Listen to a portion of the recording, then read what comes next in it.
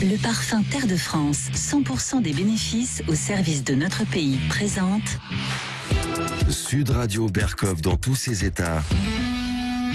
Le face-à-face. Alors c'est évidemment un sujet dont on parle souvent, l'écologie, mais il y en a qui en parlent d'une certaine manière et Pascal Perry s'en prend à eux. Les anti-chasse, anti-Tour de France, anti-nucléaire, et puis je vous épargne tous les qualificatifs dans Le Péril vert aux éditions de l'Archipel qui est sorti il y a 3 jours en librairie. Pascal Perry, effectivement, là, vous n'y allez pas de main morte, mais on comprend, effectivement. Eux non plus. Hein, eux non plus, ça c'est vrai. Eux, ils y vont, demain, comment ils appellent ça, de magie boyeuse, hein, ou herbivore. Non, mais ce qui est intéressant, justement, c'est que le péril vert, et c'est vrai que ça rappelle le péril jaune, il n'y a guère, et qui est toujours vivant. Mais en fait, ce que vous avez voulu faire, et ce que vous avez fait dans ce livre, qui est vraiment intéressant, parce que c'est un pamphlet, mais c'est un pamphlet informé, justement. Vous avez l'impression, au fond, que ce n'est pas le manifeste effectivement vert, mais c'est l'international, le fameux hymne du communisme international, qui disait du passé faisons table rase. On a l'impression que vos écologistes, enfin ceux que vous décrivez dans votre bouquin, veulent faire vraiment table rase d'un certain nombre de choses. Oui, et d'une certaine façon un procès de l'humanité. Ce qui est frappant dans la gauche écologiste d'aujourd'hui, incarnée par Europe Écologie Les Verts, c'est que cette gauche renonce à l'idéal humaniste de la gauche social-démocrate, la gauche socialiste, si vous voulez, qui voulait partager les fruits de la croissance, qui voulait un monde plus juste. On a une gauche aujourd'hui avec Europe Écologie Les Verts, d'abord qui prend beaucoup de distance avec la science, sur les OGM, sur le nucléaire. J'entends Yannick Jadot répéter à l'envi que les renouvelables coûtent moins cher que le nucléaire. C'est une aberration économique et technologique. Il faudrait le rappeler, ça. Pascal Perry, vous êtes économiste, je rappelle, journaliste sur SCI notamment. Au fond, c'est juste, parce que vous avez sûrement les chiffres en tête, aujourd'hui le renouvelable coûte beaucoup plus cher que le nucléaire. Entre 60 et 80 euros le mégawatt-heure. Aujourd'hui, le vrai coût du nucléaire, révisé des travaux de la commission Chamsord il y a une dizaine d'années, auquel on applique l'inflation, c'est à 47, 48 euros, 49 euros. Surtout, aujourd'hui, le nucléaire offre une électricité, un électron universel en tout temps et en tout lieu, ce qui n'est pas le cas des renouvelables qui sont intermittents. On laisse encore Yannick Jadot nous expliquer très régulièrement à la radio, à la télévision, que le renouvelable coûte moins cher que les renouvelables coûtent moins cher que le nucléaire. C'est une aberration économique et écologique. On les entend parler du glyphosate, on les entend parler des pesticides. On utilise des pesticides depuis la nuit des temps, depuis qu'on a inventé l'agriculture pratiquement il y a 5000 ans avant Jésus-Christ. Il y avait déjà des pesticides. Il y avait déjà, on utilisait déjà du sulfate, bien sûr, pour protéger la terre. C'était dans un endroit qui nous est cher, vous et moi, dans les pays du Levant. Enfin, on les laisse raconter d'énormes histoires. En réalité, on a affaire à une gauche qui est une gauche très hostile au progrès, hostile aux entreprises, anticapitaliste, qui est une gauche dont j'analyse un peu la genèse. C'est une gauche qui vient pour partie des mouvements catholiques de gauche, de la jeunesse ouvrière chrétienne, avec un combat qui est plutôt au départ un combat humaniste, et puis qui deviendra progressivement un combat radical contre le marché, contre l'économie de marché. Il y a une partie des écologistes qui vient des mouvements trotskistes, maoïstes. Il y en a quelques-uns encore qui sont... C'est quoi? C'est le retour à la terre d'après 68, etc. Oui, etc., et puis c'est aussi une espèce de passager clandestin, là aussi pour combattre le capitalisme. Et puis vous avez tous les altermondialistes. En fait, on a affaire à un mouvement qui est très misanthrope, c'est-à-dire qui déteste l'homme, qui fait le procès de l'homme, qui considère que l'homme est le responsable de tous les maux de la terre, enfin en tout cas qu'il est responsable de s'attaquer au capital naturel de l'humanité. Et ce sont des militants qui souvent vous vendent la thèse de la naturalité, en postulant le principe que finalement la nature serait bonne. Ben moi je pense le contraire, et d'ailleurs tous les géographes, les géologues... En fait c'est Rousseau, quoi. C'est l'homme est bon, c'est la nature qui le... Mais je crois crois qu'au contraire, la nature n'est pas bonne. C'est-à-dire que si on n'avait pas domestiqué la nature, comme le dit la géographe Sylvie Brunel, elle serait inhabitable. En fait, on était les plus faibles, les plus petits, les plus vulnérables. C'est peut-être parce que nous avons été les plus agiles, les plus intelligents, que nous avons survécu. Mais la nature, elle organise la concurrence, elle organise la mort, en réalité, pour dire les choses très simplement. Entre les forts et les faibles, la place de l'homme sur cette terre, c'est de l'avoir embellie. Et moi, je crois dans la recherche, dans la technologie. Je pense que demain, on pourra continuer à, produire de la croissance en découplant la croissance de ses effets négatifs. Oui, parce qu'il y a des effets négatifs. Il y en a, on le sait, mais je ne le chacun conteste sait. pas. Mais le problème, pour revenir à ça, qu'est-ce qui fait que l'intention humaniste, vous parliez des jeunes chrétiens, etc., et puis d'autres, etc., on se dit, bon, écoutez, société de consommation, peut-être ça a eu des excès, etc., mais qu'est-ce qui fait c'est quoi? C'est la tentation de la pureté, c'est la tentation de revenir au bon sauvage. Vous avez raison, il y a cette idée de la pureté idéologique chez les Verts, et chez les Verts français. Vous avez remarqué, vous avez suivi comme moi les élections en Allemagne. Vous voyez, comme les Verts en Allemagne, les Grünen sont capables de passer des compromis. D'accepter des compromis sur la technologie, sur la technique, passer des compromis de gouvernement. Chez nos Verts, il y a la pureté idéologique. Et je décris le mouvement en disant, bon, c'est un mouvement jeune, c'est vrai, un mouvement de gauche, voire d'extrême gauche, dans certains cas. C'est un mouvement qui est un peu l'inverse d'une secte. Je m'explique. Dans une secte, c'est la porte de sortie qui est fermée. Une fois qu'on est rentré, c'est fini. Ouais. Chez les Verts, c'est la porte d'entrée. C'est-à-dire qu'on ne rentre que ceux qui montrent la pureté, on fait la démonstration de leur pureté idéologique. Sauf qu'il y a des parentés avec une secte, quand même. Comment? Il y a des parentés avec une secte, quand même. Je veux dire, il y a des parentés, être convaincu, on doit être... Oui, quand Cohn-Bendit dit, comme en Allemagne, on va ouvrir les portes, on va recruter, etc., vous avez les classiques qui disent à l'intérieur d'Europe Écologie Les Verts, non, pas du tout. On va pas faire ça, parce qu'on va faire entrer des gens qui vont nous demander d'amender notre programme. Ouais. De faire des compromis sur le nucléaire, sur les OGM, sur les pesticides, etc. Et ça, on n'en veut surtout pas. C'est pour ça qu'il y a un vrai mouvement de pureté idéologique. Voilà. Oui, c'est comme une église, en fait. Et en fait, il y a quelqu'un qui a fait vraiment, et ce dont vous parlez avec la rencontre avec tout ce qui est effectivement animaliste, anti-corrida, anti-Tour de France, anti-mal blanc. Moi, je trouve que la personne, allez, on va pas dire caricaturale, mais enfin très exemplaire, c'est Sandrine Rousseau. Oui, c'est l'écologie pure et dure. Ouais, c'est l'écologie pure et dure, sans compromis. C'est une écologie qui est devenue la marque ombrelle de tous les mouvements anti-mal blanc, anti-savoir académique, anti-conformisme, anti-âge. Bon, c'est tout ça. Donc, vous avez chez elle tous les combats qui sont ceux de la nature, mais aussi de la lutte contre un monde qui serait structurellement discriminant. Parce que donc le woke, ils rejoignent le woke, la cancel culture et compagnie. Quoi. Alors le woke et la cancel culture, c'est deux choses un peu différentes. Mais oui, la cancel culture, c'est la remise en cause des connaissances historiques. C'est-à-dire que c'est un peu comme Foucault et Derrida, les grands enfants de Paris 8, qui s'appelaient à l'époque Paris Vincennes, qui disent le savoir est déjà un outil de pouvoir. Ouais. Bon, et finalement, l'organisation binaire du monde, les noirs, les blancs, les hommes, les femmes, le public, le privé, est une organisation structurellement raciste. La réponse c'est non, évidemment, c'est beaucoup plus subtil que ça, mais c'est une façon de mettre un coin dans l'arbre, de taper dessus, et c'est une façon pour Sandrine Rousseau notamment de rassembler, regardez comme elle l'a fait pour la primaire des Verts, de rassembler tous les antis qui sont en France les plus nombreux. Parce que être anti c'est facile, être pour c'est compliqué.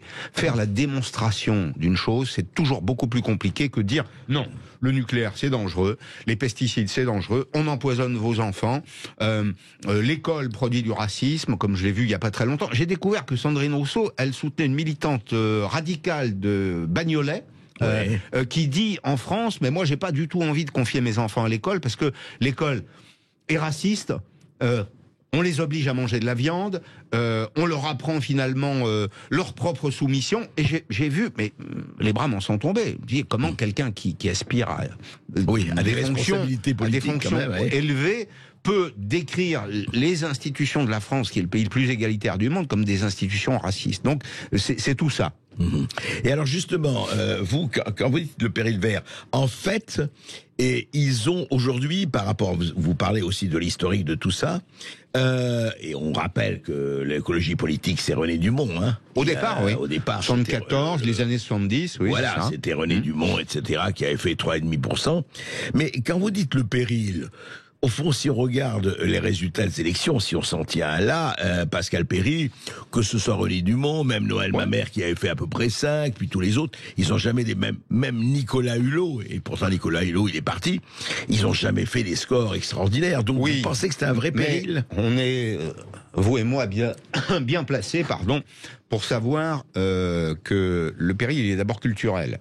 C'est d'abord le substrat culturel. Et effectivement, instillé dans le public, cette idée que la croissance est mauvaise, que dangereuse, le capitalisme est un péril pour l'humanité, et puis poser des pierres ici ou là, c'est commencer à mettre le pied dans un autre monde. C'est un peu l'idée de Gramsci, tout commence combat culturel. Oui, par le combat culturel, quand vous avez instillé une représentation culturelle différente, après la politique ça suit. Voilà. Oui, je comprends. Et effectivement, il y a un péril dans les universités. Oui, très clairement. On va en parler. C'est là où on forme la jeunesse qui est censée prendre des décisions demain, gouverner. Effectivement, et on va en parler, et on sait très bien qu'une minorité agissante peut aller très très loin. On l'a vu, hélas, dans l'histoire, depuis des siècles, et récemment dans le XXe siècle. On va se retrouver avec Pascal Perry et les auditeurs du Sud Radio tout de suite après les informations. Et vous avez peut-être vos opinions tranchées sur l'écologie, ou vous n'êtes peut-être pas d'accord avec Pascal Perry. Vous nous appelez au 0826 300 300, vous aurez la parole dans quelques instants. Sud Radio, Berkov dans tous ses états. Parle ton français. Je n'aime pas la blanquette de veau. Je n'aime pas la blanquette de veau. Sud Radio, Berkov dans tous ses états. Et je suis pas le seul, Pascal Perry aussi, qui a vu arriver le péril vert, qui le dénonce dans un livre coruscant, dans un pamphlet très fort, Le péril vert aux éditions de l'Archipel. Et effectivement, Pascal Perry, vous montrez l'idéologisation de ce mouvement écologiste, en tout cas en France, et qui a pris vraiment des proportions assez étonnantes, et vous racontez dans votre livre tous les excès. Ce ton extrêmement, je dirais pas apocalyptique, mais je repense à Sandrine Rousseau. J'ai épousé un homme déconstruit et c'est magnifique, c'est bien les hommes déconstruits. Voilà, on ne veut plus que ça, etc. Je préfère des femmes qui jettent des sorts aux hommes qui construisent des EPR. Ben moi, j'assume le contraire. J'assume que nous sommes au siècle des ingénieurs, que le progrès est une promesse pour l'humanité, que l'espérance de vie a cru, que le vaccin est par exemple le résultat de la mondialisation libérale. Je dis bravo la concurrence, bravo la mondialisation libérale. Qu'on soit d'accord ou non avec le vaccin, c'est une réalité. Oui. Je préfère ça à des femmes qui jettent des sorts. Je préfère laisser les sorcières du Berry à l'histoire et à Georges Sand et à tous ceux qui ont écrit autour du sujet. Mais je l'assume comme quand elle dit on prend, on utilise, on jette le corps des femmes, on prend, on utilise, on jette le corps des racisés, on prend, on utilise, on jette le corps des précaires. La France est le pays le plus redistributeur qui soit. La redistribution est un facteur d'égalité, je vais même dire d'une certaine façon d'égalitarisme. La France est un pays dans lequel on consacre chaque année 1,5 milliard d'euros à soigner des gens qui n'ont rien à y faire, qui sont en situation illégale, qui sont probablement racisés, oui, comme elle le dit elle-même. On leur donne un logement, on leur donne des papiers progressivement, on leur donne des aides multiples, alimentaires, etc. Bien, non, nous ne sommes pas ce pays dans lequel on prend, on utilise et on jette le corps des autres. Au contraire, souvent c'est eux qui utilise la France, sa promesse, pour la prendre et souvent la jeter ou l'insulter. Et cracher dans la soupe, comme font certains, que nous nommerons pas ici. Mais effectivement, comment vous voyez juste cette chose entre, effectivement, l'écologie, très bien la nature, et donc aujourd'hui, pour les Sandrine Rousseau, mais beaucoup d'autres, ce qu'ils appellent entre guillemets les racisés, colonisés, etc., font partie de la nature. C'est-à-dire, eux, ce sont les victimes, donc il faut les inclure dans la nature. Vous avez raison. Il y a un vrai sujet autour de la victime. Le concept victimaire. C'est-à-dire qu'on voit, par exemple, dans le vocabulaire, vous prenez une chose simple. Ces gens-là vous disent, Sandrine Rousseau et d'autres d'ailleurs, vous disent en substance, quand il y a un débat sur le genre, la race, vous voyez, il faut savoir d'où on parle. Il commence par ça. Il faut savoir d'où on parle, c'est-à-dire qu'il y aurait une parole légitime qui est celle de la présumée victime. Et puis, il y aurait une parole interdite, voire illégitime, qui est celle de l'agresseur. Fut-il d'ailleurs... Le privilège blanc. Oui, le privilège blanc. Oui. Un descendant d'agresseur. Oui, bien sûr, Fut-il un descendant d'agresseur? Quand j'ai entendu Ramayad hier, une fille de la République, Ramayad, elle doit beaucoup à la France, je pense, non? Ministre, nous secrétaire d'État, etc. Elle se sentait mal quand elle passait sous une statue de Colbert. J'ai envie de lui dire, quitter la France, et Colbert et Napoléon. Ce qu'elle a fait, d'ailleurs, enfin, en France, il y a aussi Schœlcher, il y a aussi Jules Ferry, il y a aussi tout ça. On peut pas déconstruire notre histoire pour la reconstruire. Donc oui, il y a un fait victimaire pour en revenir. C'est ça, ce que je vous indiquais. Il faut savoir d'où on parle. Ça veut dire que les racisés, les femmes, dans cette logique-là, c'est pas la mienne, entendons-nous bien, sont légitimes à prendre la parole. Nous ne le sommes pas, les autres ne le sont pas. Ceux qui ne sont, malheureusement, j'ai plus de 50 ans, je suis blanc, je suis un homme de plus de 50 ans. Exactement. Terrible. Et donc je n'ai dans ce monde-là aucune vocation à m'exprimer parce que je représente le mal absolu. C'est un monde qui est un monde raciste et fasciste. C'est un monde dans lequel on définit le droit à la parole et l'identité des individus d'après leur genre, d'après leur âge éventuellement, d'après leur couleur. C'est proprement un monde fascisant. Ce qui est extraordinaire, c'est que si vous leur dites ça, et vous pouvez tout à fait en droit de leur dire ça, ils s'en aperçoivent même pas. Ils se rendent même pas compte. Non, parce qu'ils sont dans une autre logique. Ils sont dans une logique où finalement il y a des prérequis. Mais c'est comme le nucléaire. Quand vous partez au départ avec cette idée que le nucléaire est dangereux, heureusement qu'on a le nucléaire aujourd'hui pour produire l'électricité décarbonée. Mais quand vous répétez ça depuis 30 ou 40 ans, comment voulez-vous revenir en arrière sans risquer le ridicule? Évidemment, si demain, je le dis d'ailleurs sous forme de clin d'œil, être pro-nucléaire chez Europe Écologie Les Verts, c'est un peu comme être agnostique à la conférence des évêques de France. Ça marche pas, si vous voulez, parce que ça fait partie du catéchisme depuis le début. Sur le nucléaire, sur les OGM. Regardez l'exemple des OGM. Autre exemple. On a des faucheurs volontaires jamais condamnés par la justice. Je dis au passage, bravo les juges. Enfin, dans cette affaire, jamais. Il y a des rappels à la loi, etc. Ils rentrent dans une propriété privée, ils vont faucher des essais qui peuvent être utiles pour aller cultiver du maïs là où il n'y a pas d'eau, enfin, etc. Apporter finalement de l'alimentation à des gens qui n'en ont pas, jamais condamnés. Bon, à côté de ça, les Français donnent chaque année pour le Téléthon. Vous êtes d'accord, André ? Qu'est-ce que c'est que le Téléthon si ça n'est le travail sur le génome humain? Donc, on pourrait travailler sur le génome humain, on pourrait le modifier, mais pas celui des betteraves. Alors là, non, je dis champion du monde. Autre chose, mais on pourrait avoir des exemples, vous en donner. L'histoire de CO2, enfin, la France qui est vraiment maillot jaune, qui est le pays qui émet le moins de CO2 du monde, et pointé du doigt par nos écologistes en disant oui, il faut faire beaucoup plus, vous ne faites rien, etc. Enfin, c'est une recommandation.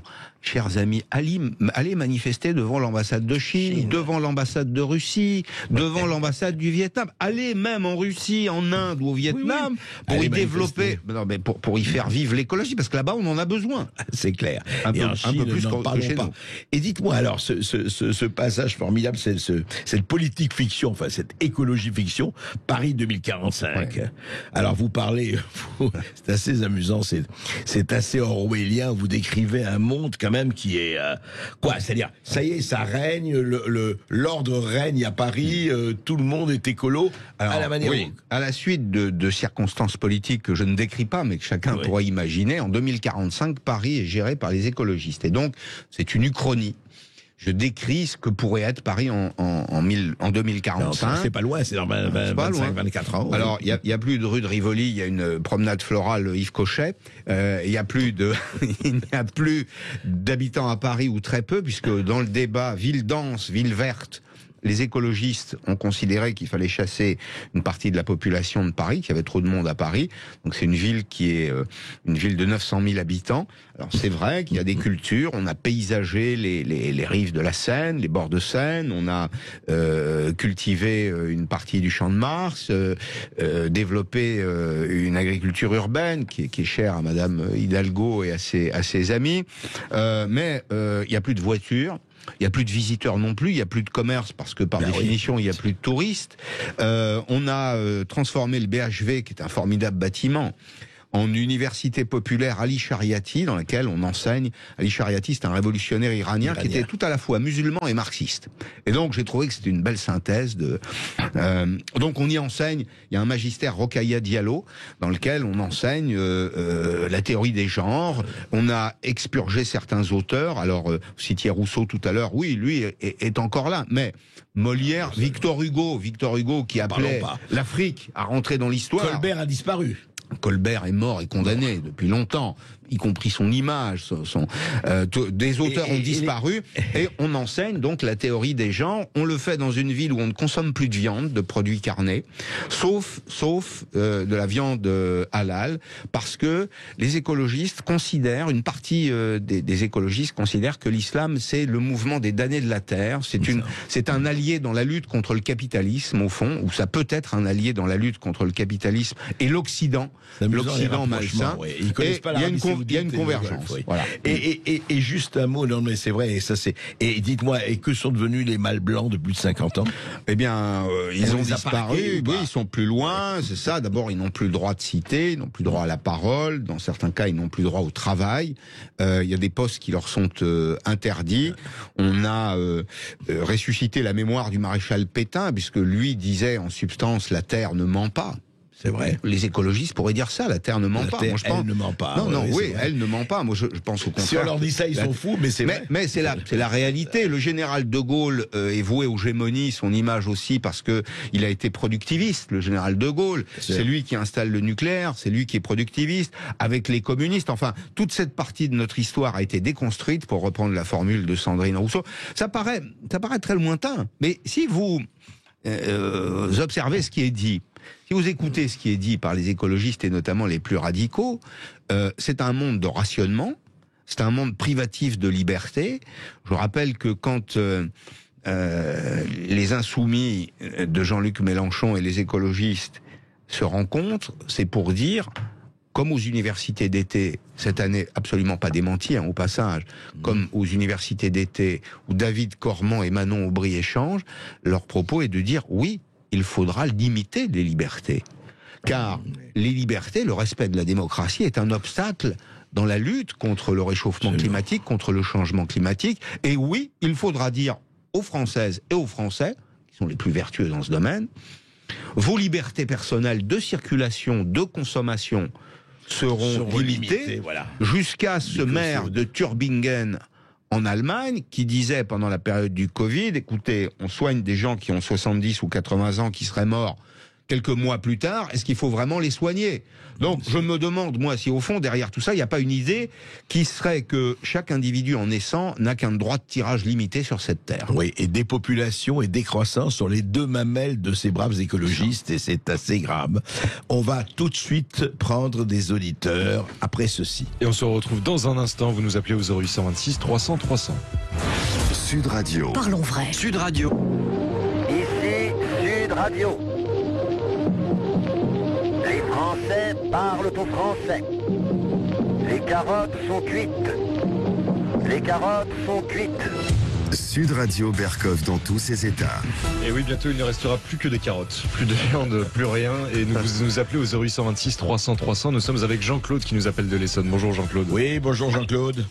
Monsieur Berkov, bonjour. Félicitations toujours pour votre émission. Merci. Monsieur Pascal Perry, bonjour. Bonjour monsieur. J'ai eu le plaisir de vous entendre sur d'autres ondes.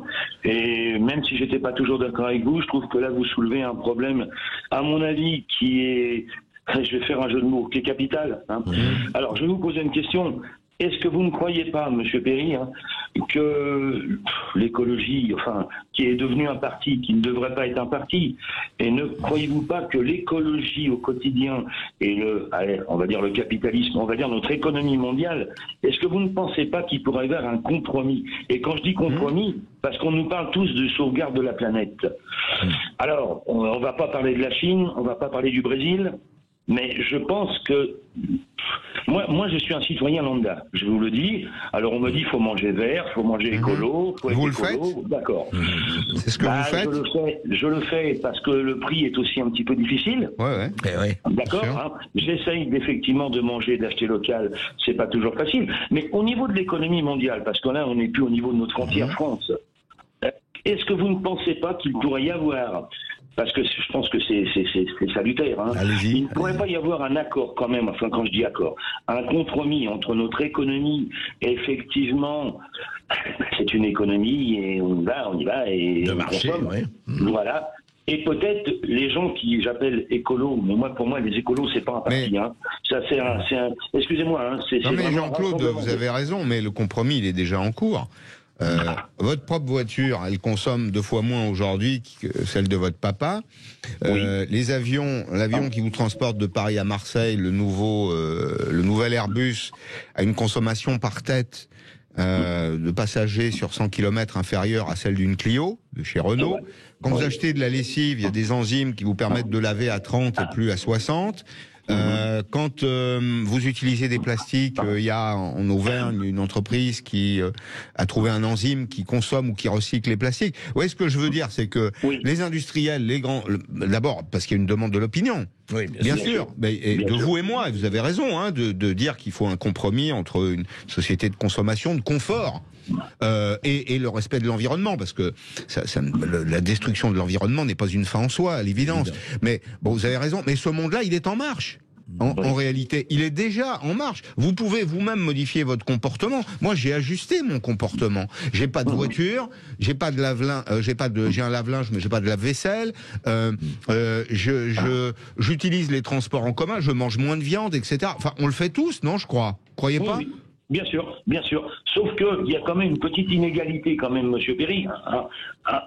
Quand vous habitez dans une région, vous êtes obligé d'avoir un véhicule. C'est difficile. Moi, je pense que c'est vrai. C'est difficile. Mais moi, je crois qu'effectivement, il faut vraiment continuer comme ça. Et je pense que l'économie mondiale, je pense que les États ne pèsent pas suffisamment pour. Vous savez, on sort je suis désolé, hein, on sort d'une réunion qui aboutit sur quoi? Parler de quelle réunion là, la COP 26. Vous parlez de la COP 26. Voilà. Et ça aboutit sur quoi? Rien. Non, mais déjà la COP 21, on se demande sur quoi ça aboutit. Hein. C'est pas nouveau. Merci en tout cas. Merci Jean-Claude. C'est moi. Merci monsieur. Merci Jean-Claude. Merci à vous, monsieur. Maintenant avec Régis qui nous appelle de Châtenay. Bonjour Régis. Oui, bonjour Régis. Oui, bonjour. On vous écoute Régis. Oui. C'est par rapport à Carole Rousseau là. Sandrine Rousseau. Sandrine, pardon, autant pour moi. Quelqu'un qui est contre tout comme ça, comment peut-on le garder dans l'éducation nationale? Alors vous allez me dire que c'est pas si facile. On a quand même mis des soignants qui voulaient pas se faire vacciner à pire, voire plus quoi. C'est vrai. Sans sol ni rien.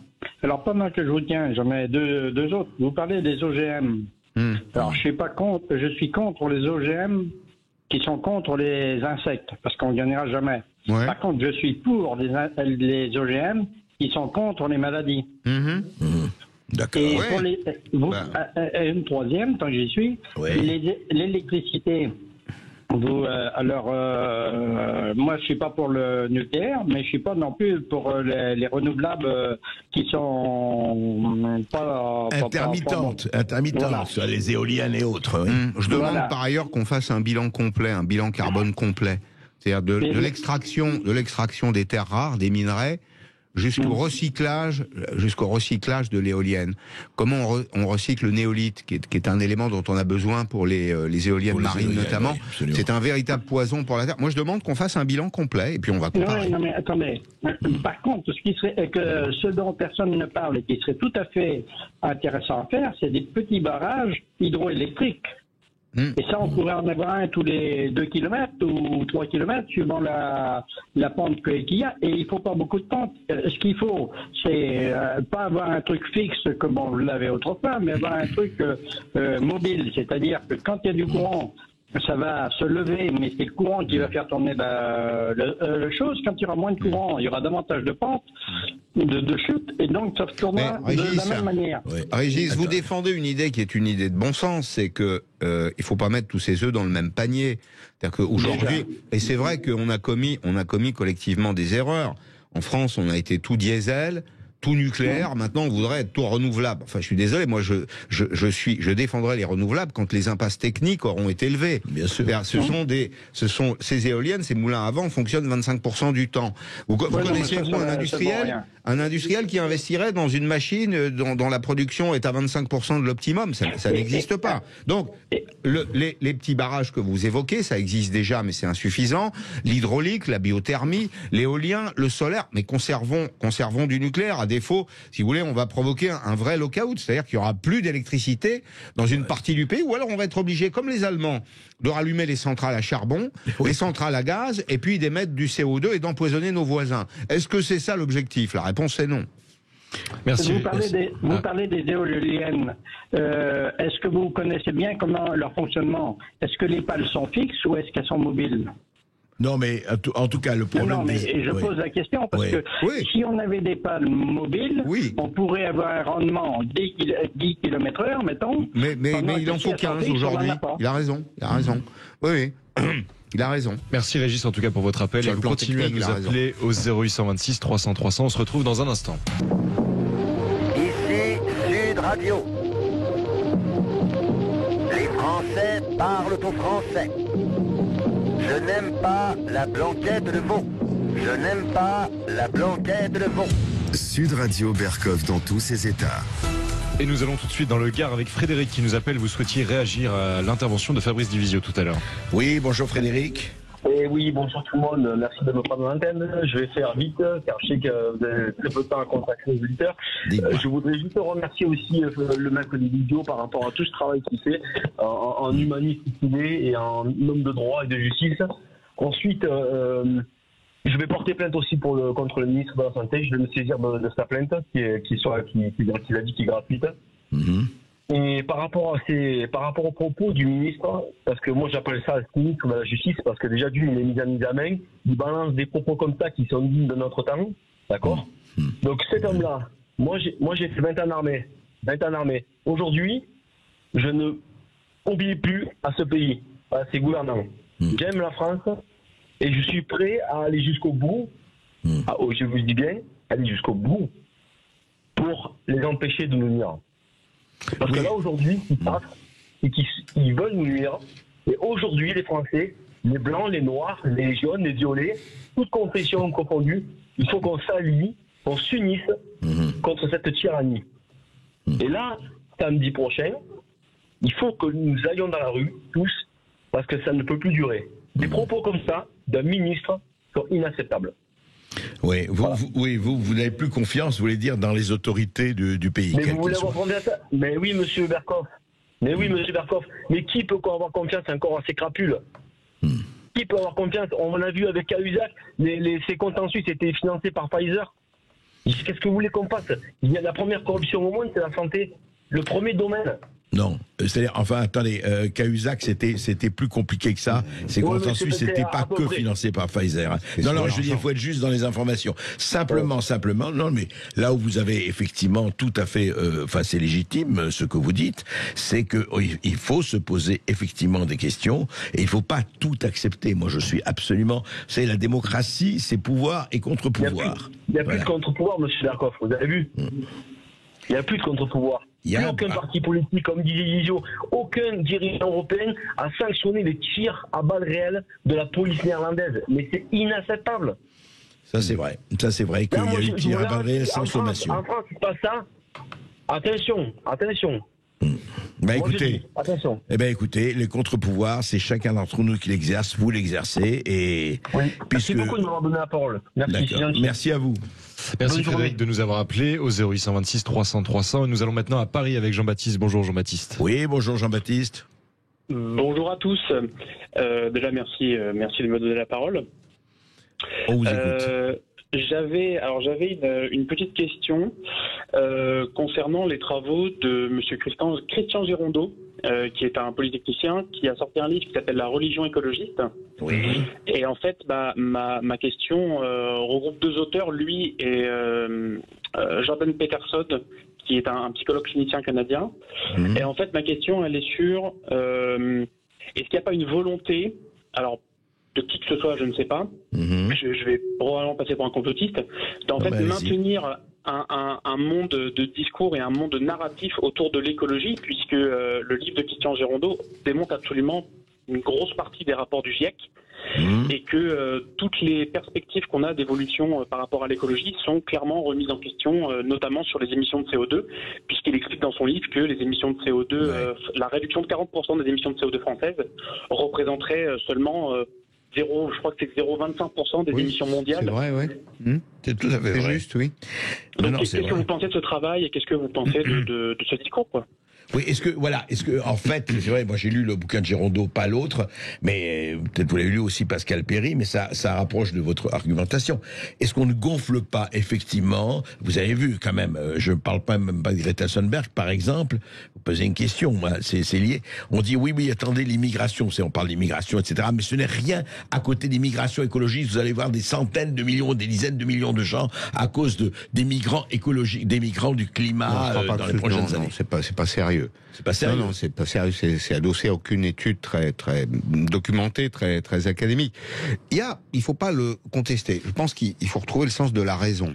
Il y a en effet un changement du climat ou des climats. Alors c'est pas la première fois dans l'histoire de l'humanité. En revanche, on est là avec une relation de causalité entre l'action humaine, l'urbanisation, l'industrialisation et le changement climatique dans une quasi-certitude. Par exemple, on va être obligé de doubler le nombre de mètres carrés immobiliers dans le monde d'ici à 2050. Parce qu'il faudra loger une partie de l'humanité qui vit aujourd'hui à la campagne, qui rejoint les villes. La ville est un facteur de pollution, de nuisance. Mais, à côté de ça, l'industrie chinoise se décarbone progressivement. Elle cherche, et pour des raisons qui sont aussi des raisons politiques, parce que certains jours, il est impossible de respirer dans les villes chinoises. Donc le régime organise la transition d'une économie très carbonée vers une économie nucléaire.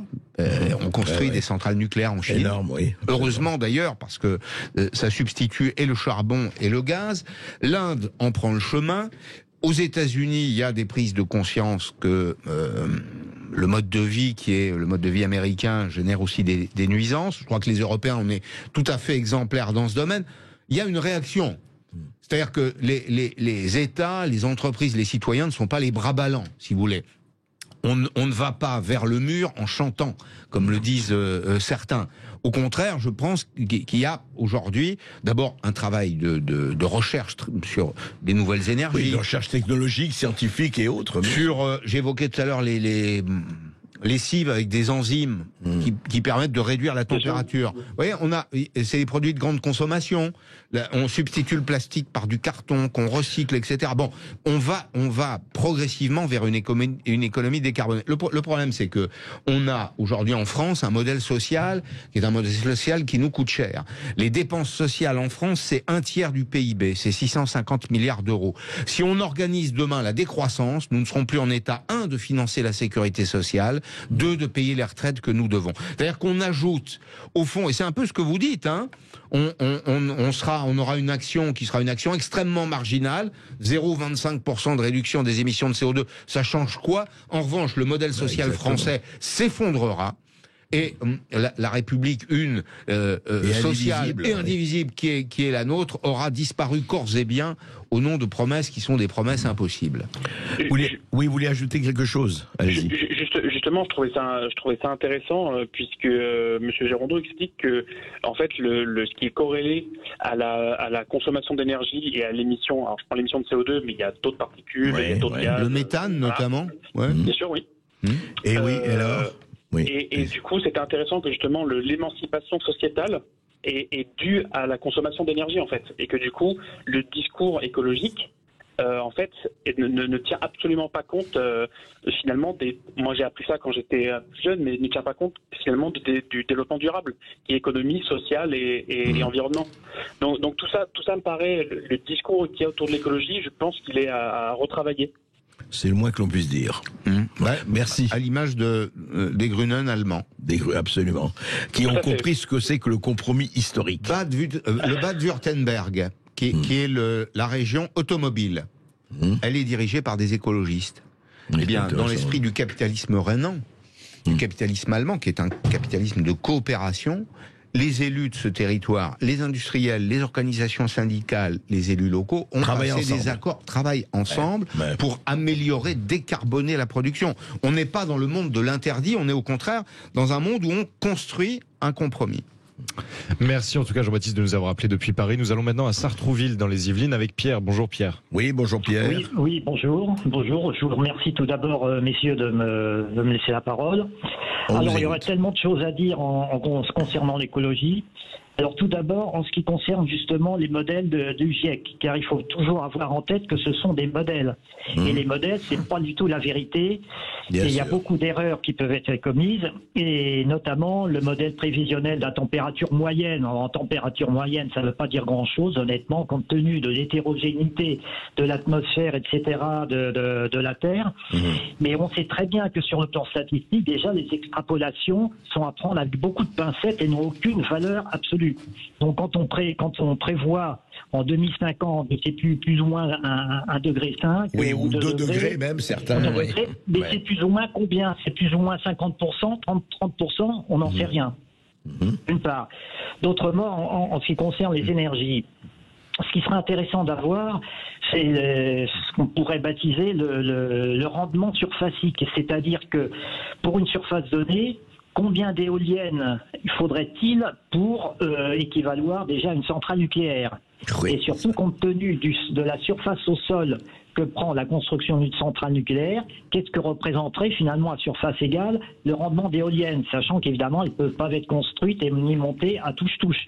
Sinon, ça crée des dégâts. D'accord. Donc déjà, ça... Pierre, vous préfigurez quand même, enfin, dans votre question, vous postulez le principe qu'on est capable de stocker l'électricité. Je rappelais tout à l'heure que les éoliennes, en l'état actuel des choses, elles fonctionnent avec un vent entre 15 et 50 km/h. Avant, ça ne marche pas, après, ça marche plus. Après, on les arrête parce que c'est dangereux. Donc déjà, premier point. Deuxième point, donc, imaginons que par le plus grand des hasards, on ait pu emmagasiner de l'énergie, qu'il y ait un surplus de production, qu'on ait pu le stocker. Mais à ce jour, Pierre, je vous rappelle qu'on n'est pas capable de stocker l'électricité. Non, tout à fait. On n'est pas capable de le faire à des conditions de prix qui sont acceptables. Donc, on est sur un marché qui est tout simple. L'électricité, c'est un marché, pour un économiste, on dit que c'est la demande qui donne le signal prix. C'est-à-dire que c'est au moment où on consomme, où il y a une demande d'électricité, qu'il faut produire de l'électricité. Et c'est la quantité de demande et la quantité d'offres qui déterminent le prix en fonction des moyens de production. Donc tout ça est quand même ultra compliqué. Est-ce que vous imaginez une électricité aléatoire? Non, je rentre chez moi, je suis pas sûr que j'aurai du courant, parce que depuis 10 semaines, Pierre, depuis 10 semaines, manque de bol, il n'y a pas de vent en Europe. On fait comment? Et oui. Et il n'y a pas de soleil pour les panneaux solaires. Et il y a pas peu de soleil, pas assez de lumière. Oui, allez-y. C'est soi-disant l'éolienne en mer, mais alors c'est une calamité, parce qu'il faudrait des milliers d'éoliennes pour arriver, c'est une catastrophe. D'autant que ces éoliennes, il faut acheminer le courant, et pour acheminer les courants, qu'est-ce qu'on utilise? Évidemment le cuivre. Or, il y a une personne justement de l'IFP qui commence à observer justement qu'on va atteindre dans quelques années le pic du cuivre. C'est-à-dire que la production de cuivre qui est faite au Chili grâce à la charbon, et donc ce n'est pas tenable, ce n'est absolument pas tenable. C'est pour ça que ces renouvelables ne renouvellent rien du tout. Moi je n'y crois absolument pas. C'est pour ça qu'il faut de l'hybridation. Le rendement est faible. Et concernant les panneaux solaires, le problème est le même, car ce sont des puces à base de silice.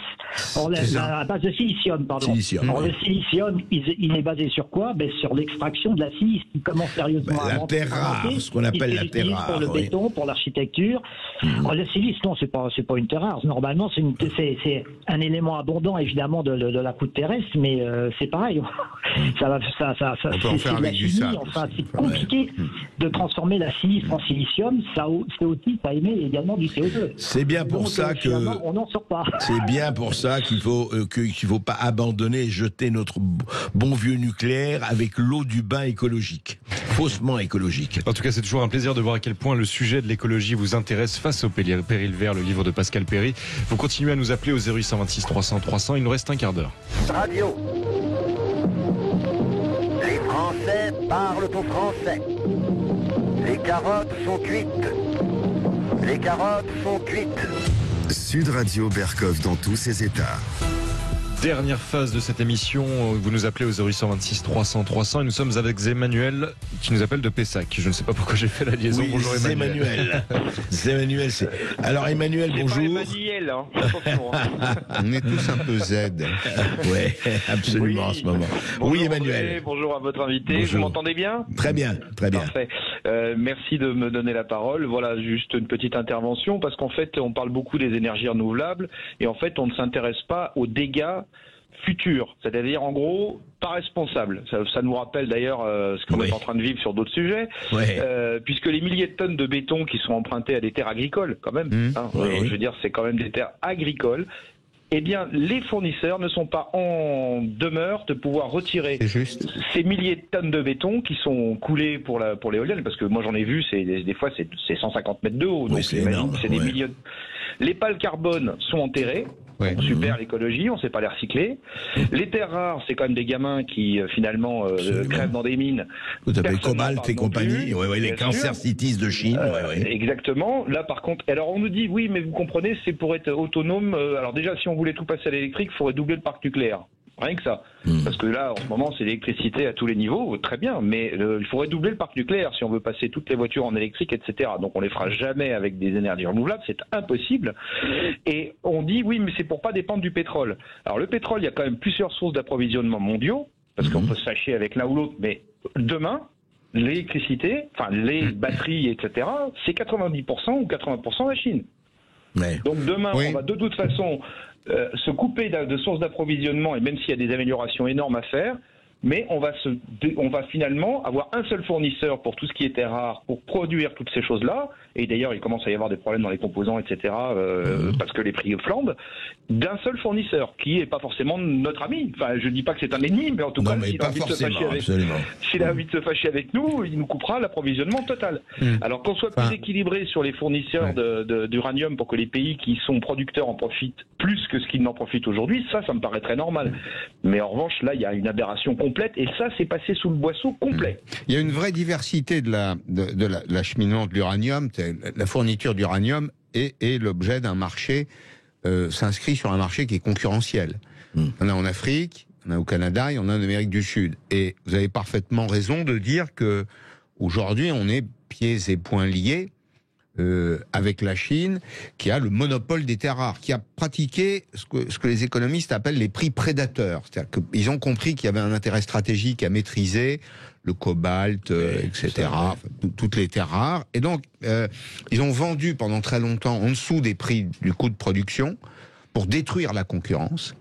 Et quand ils se sont retrouvés en situation de quasi-monopole du marché, les prix ont remonté et au fond, ils ont acheté. Et ils ont le monopole pratiquement. Alors ils ont acheté, ils ont acheté de la dépendance. Avec les panneaux solaires. Hein. Oui, vous avez raison. Alors vous évoquez la Chine, vous avez parfaitement raison de le dire. La Chine est notre fournisseur, un de nos fournisseurs dans le domaine industriel. Oui, les difficultés qu'on a aujourd'hui avec l'approvisionnement des pièces détachées automobiles. Je rappelle d'ailleurs au passage que quand il manque une pièce sur une chaîne, c'est toute la chaîne qui s'arrête. Donc c'est comme si on avait un pistolet sur la tempe. Deuxièmement, la Chine, c'est aujourd'hui des fonds souverains qui financent le déficit public. Il manquait plus, en effet, comme vous l'ajoutez, que les terres rares pour boucler la boucle de notre dépendance ultime à une puissance économique qui, à l'évidence, si elle ne nous veut pas de mal, ne nous veut pas de bien non plus. Donc vous avez parfaitement raison.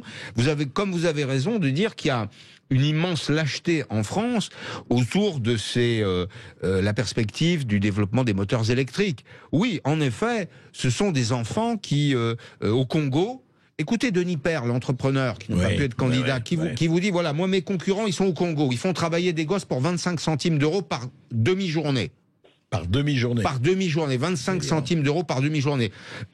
Qui envoie ensuite de la matière première en Chine. Là, vous parlez de 25 centimes, mais c'est sans parler de ceux qui en meurent. Alors, il y a ceux qui en meurent. La matière première, elle est envoyée en Chine dans des usines où n'existe aucun droit syndical, aucun droit à la représentation. C'est un marché aux esclaves, il faut le dire. C'est un marché, c'est le nouveau marché aux esclaves. Et on voudrait être dépendant de ça. Mais je dis non, on est passé du tout pétrole, éventuellement au tout terre rare. Il faut absolument trouver un mix énergétique qui aujourd'hui nous garantissent un peu de liberté et j'allais dire un peu de dignité dans les paroles qu'on prononce. C'est clair. Merci beaucoup Emmanuel de nous avoir appelé. Très rapidement Ayoub, parce qu'il nous reste très peu de temps. Bonjour Ayoub qui nous appelle de Toulouse. Oui, bonjour. Bonjour. Je voulais tout d'abord parler, je suis musulman et je voulais parler de toute cette gauche et des écologistes qui nous utilisent, qui nous instrumentalisent. Et qui surtout ne nous donnent vraiment pas la parole. Les musulmans, c'est comme les chrétiens ou bien les juifs, il y en a plusieurs, donc on a tous des avis différents. Bien sûr. Ça, c'est le premier point. Le deuxième point, c'est que je suis jeune, j'ai 20 ans. Dans mon entourage, beaucoup se disent que voter écologique, c'est bien vu que pour le futur, tout ça. Vous avez très bien parlé du fait que c'était des choix désastreux au niveau énergétique et écologique. Il y a aussi, ce que les gens ne se rendent pas compte, une autre politique qui va avec. Une idéologie sociale, etc.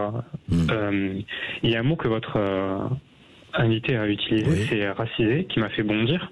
C'est que moi, avec mes origines maghrébines, je serais racisé, ou bien des origines asiatiques, ou bien autres. Mais vous, ou bien votre invité, vu que vous êtes blanc, vous ne seriez pas racisé, vous n'auriez pas de race.